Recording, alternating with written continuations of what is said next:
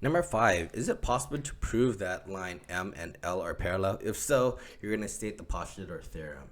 All right, let's take a look at each one here. So the first one, notice these are both on the inside of these two lines.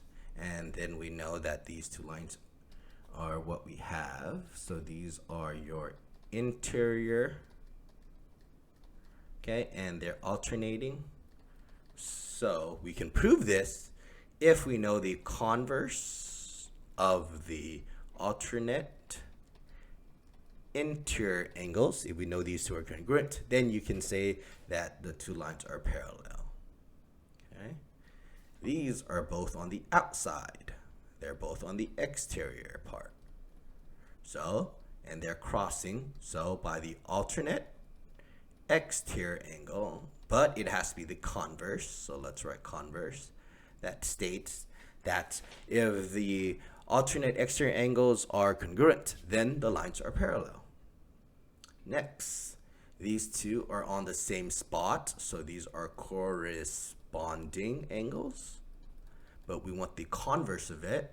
So the converse of the corresponding angle theorem states that if two angles are congruent and are corresponding, then the lines are parallel.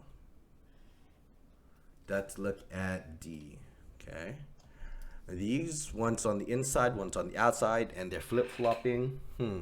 You can't move it up either because they're not parallel. This one is not enough info, and you can't prove. You can't prove here. Can't prove because there's not enough information. E, this is on the, this looks like it's on the outside and they're alternating. Oh, we do have this one. Exterior angles because they're on the outside and they're alternating. So alternate exterior angles, but we want to use the converse of it. The converse of the alternate exterior angle states that if alternate angles are congruent, then the lines are parallel. Next, F. Well, these are vertical angles, but you can't prove because you do not have enough information about the other line. So you can't prove it here. So there you go. The only ones that you can technically prove are A, B, C, and E. D and F have, D has no name for it, and F, vertical angles, isn't enough information.